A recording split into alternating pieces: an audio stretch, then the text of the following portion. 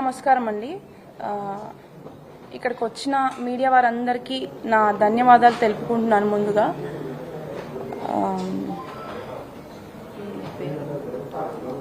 ఇప్పుడు ఇన్ని డేస్ నుంచి సపోర్ట్ చేసిన నా మీడియా వారందరికీ ఫస్ట్ ప్రతి ఒక్కరికి పేరు పేరుగా నేను థ్యాంక్స్ చెప్పుకుంటున్నానండి. ఎందుకంటే ఒక ఆడపిల్లకి అన్యాయం జరిగినందుకు మీరందరూ కూడా ఇన్ని రోజుల నుంచి నాకు సపోర్ట్ చేసి నాకు స్టాండ్ తీసుకొని నా గురించి అన్యాయాన్ని మీరు మీ ద్వారా ప్రజలందరికీ తెలియజేసినందుకు నాకు ఫస్ట్ మీ అందరికీ కృతజ్ఞతలు తెలుపుకుంటున్నాను.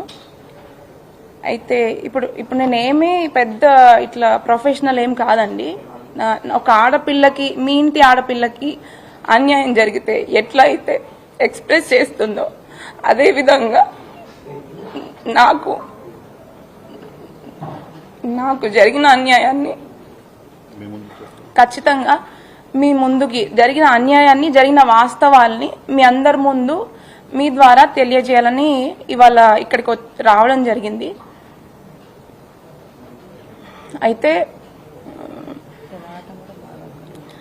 ఇక్కడికి వస్తున్నందుకు ఇలాంటి రోజు ఒకటి నాకు వస్తుంది అని కూడా నేను అనుకోలేదు. ఇక్కడ రావడము, ఇలా అన్యాయం జరిగి ఇట్లా అందరి ముందు మాట్లాడడం కూడా ఒక ఆడపిల్లగా చాలా ఫస్ట్ బాధాకరంగా ఉంది నాకు. బట్ నేను ఇప్పుడు జరిగిన నాకు బాధలు, నాకు జరిగిన ప్రాబ్లమ్స్, అన్యాయం అన్నీ కూడా నేను ఎదుర్కొని గట్టిగా నిలబడి ఇప్పుడు మీ అందరి ముందు నేను ఇది పెడుతున్నందుకు నేను గర్వంగా ఫీల్ అవుతున్నాను. ఎందుకంటే ప్రతి ఒక్క ఆడపిల్ల కూడా అన్యాయం జరిగితే లోపల కుమిలిపోయి కూర్చోకూడదు. ప్రతి ఒక్కరు బయటికి వచ్చి మాట్లాడాలి. మాట్లాడితేనే వాళ్ళకి న్యాయం జరుగుతుంది. ఇట్లాంటి వాళ్ళు అంటే జోగి రమేష్ అండ్ ఇట్లాంటి ఫ్యామిలీ వాళ్ళు, ఇట్లాంటి వాళ్ళ నుంచి మనం బయటపడవచ్చు. ఖచ్చితంగా జరిగిన వాస్తవాలు ఏంటో కూడా అందరికీ తెలుస్తాయి. అయితే ముందుగా నా పేరు మేఘన. నేను మాజీ మంత్రి జోగి రమేష్ గారి కోడల్ని. 1.5 year బ్యాక్ అంటే May 28, 2025 రోజున జోగి రాజీవ్తో నాకు వివాహం జరిగింది.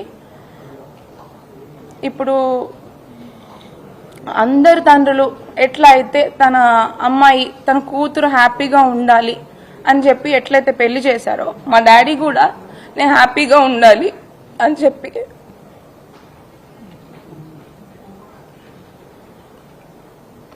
ఎంతో కష్టపడి తన స్తోమతకి మించి కూడా నేను హ్యాపీగా ఉంటాను ఆ ఇంటికి వెళ్తే అని చెప్పేసి జోగి రమేష్ గారి మీద నమ్మకంతో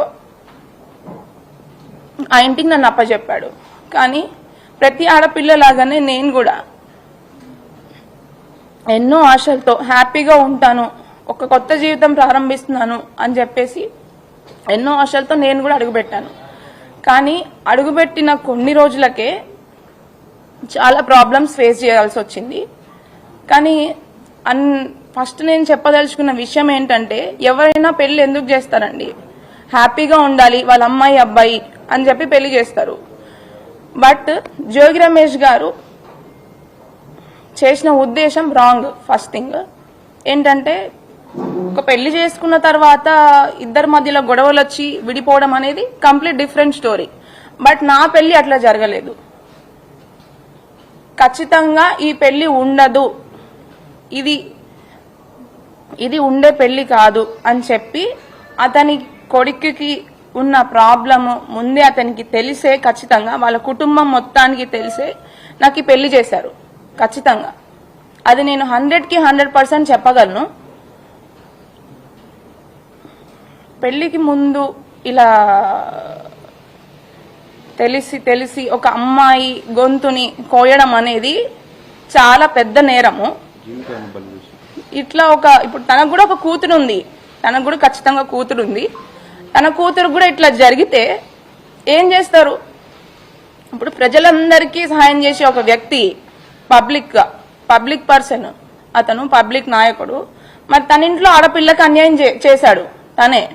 మరి ఏం చేద్దాం అనుకున్నాడు ఆయన? ఏ ఉద్దేశంతో పెళ్లి చేశాడు? అండ్ నిన్న జరిగిన జోగి రమేష్ గారు జరిగిన ప్రెస్ మీట్ లో ఒక విషయం చెప్పాడనమాట. మా ఇద్దరి మధ్యలో మనస్పర్ధలు గొడవలు రావడం వల్ల